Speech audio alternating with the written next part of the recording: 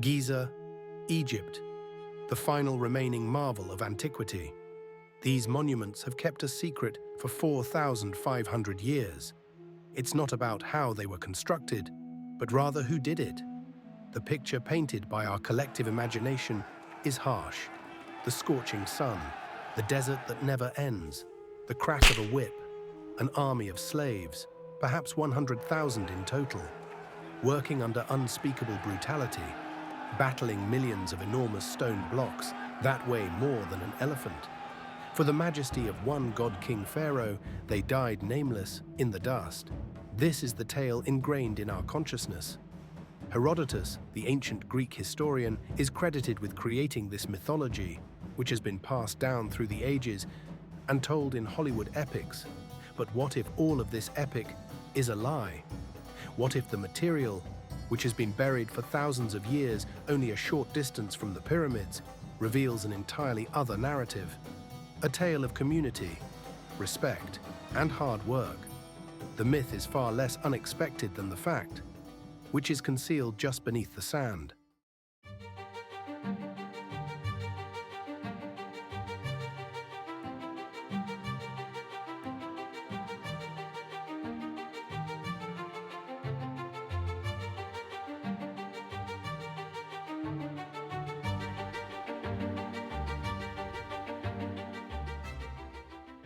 We have to go back to the 5th century BC in order to comprehend the myth.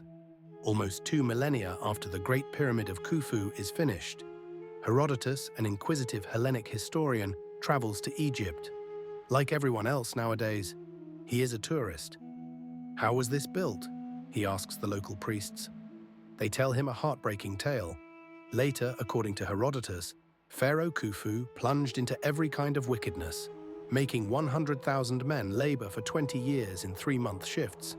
He details a gigantic logistics-focused state operation, even mentioning the enormous amounts spent on radishes, onions, and garlic for the workers. For millennia, this narrative from Herodotus, the father of history, served as the gold standard. It matched a straightforward story, a despotic ruler, sacrificing his subjects for his own glory. It was dramatic and terrible. However, the 20th century gave this second-hand account a boost. The Herodotus myth was magnified by Hollywood. Consider The 10 Commandments, a 1956 epic by Cecil B. DeMille.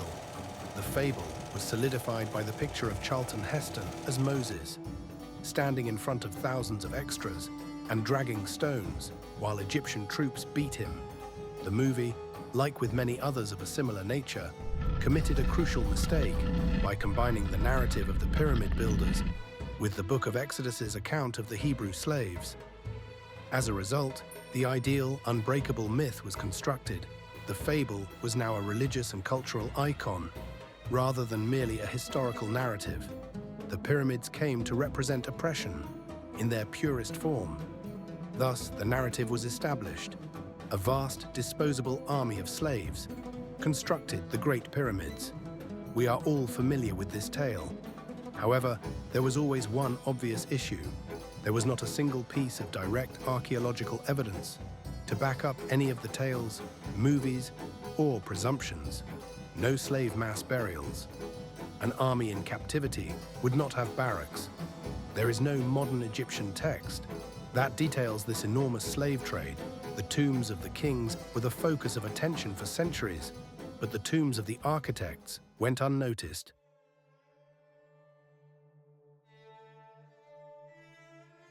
In 1990, the solution to this 4,500-year-old riddle started to emerge.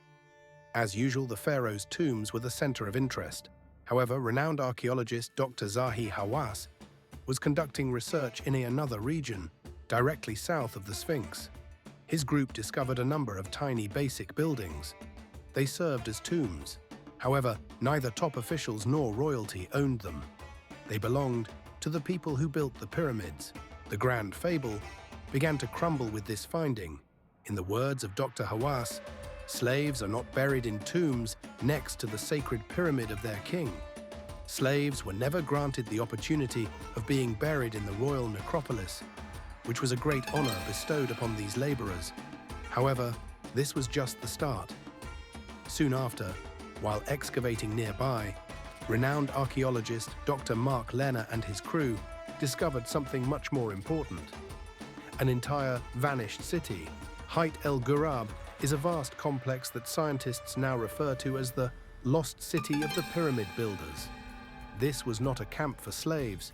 It wasn't a makeshift barracks for an army in captivity. Up to 20,000 people might be housed and fed in this well-planned urban center. In addition to industrial bakeries with enormous clay vats still holding the leftovers from thousands of loaves of bread, the team discovered extensive corridors that functioned as dormitories. They discovered facilities for slaughtering livestock and salting seafood. This metropolis was constructed to accommodate a sizable, well-fed, and extremely well-organized labor force. Archaeological evidence made it very evident that these individuals were not subsisting on scraps. The city and the tombs demonstrated what they weren't. They weren't enslaved. Their identity would become clear with the next discovery.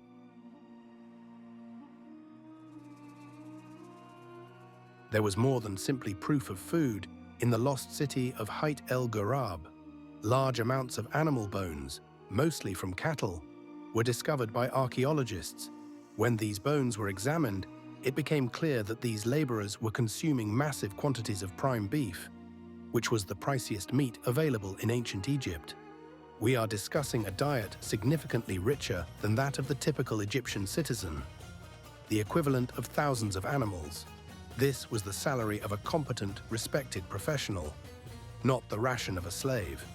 The tombs, however, provided the most intimate proof.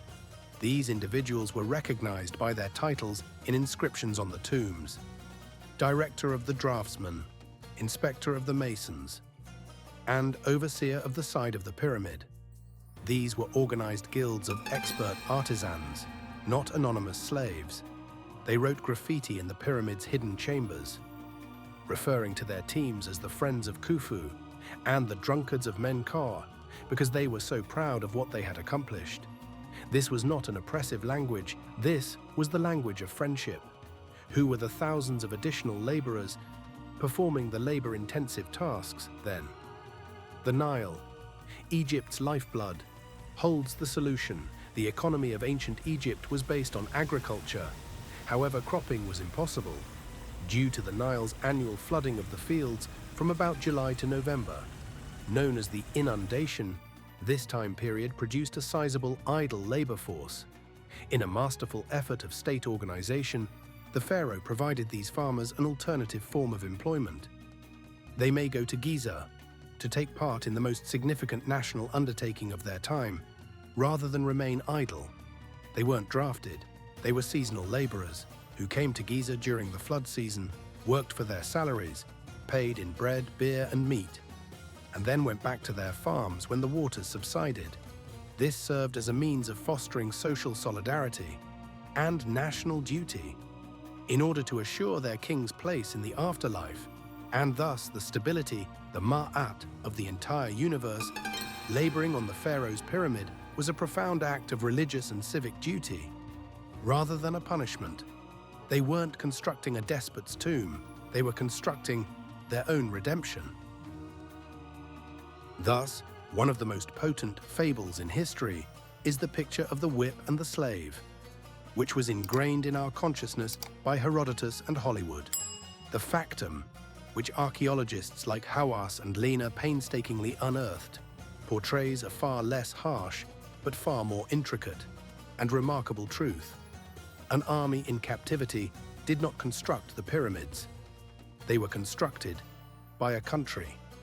Perhaps 20,000 talented artisans, masons, engineers, bakers, and seasonal farmers made up the rotating labor. They were appreciated, housed, and paid well in food, beer, and the privilege of creating eternity. They were known as the Friends of Khufu, and now, 4,500 years later, we can give them the credit they deserve, because it was a straightforward, dramatic tale that met our expectations of the ancient world. The enslavement myth endured. However, the reality buried at el-Ghurab serves as a reminder that history is frequently more complex and human than the myths that obscure it. Which other popular historical fable would you like us to look into? Tell us in the comments section below. And while we continue to disentangle history from myth, subscribe to Fable and Factum if you think the truth is worth seeking.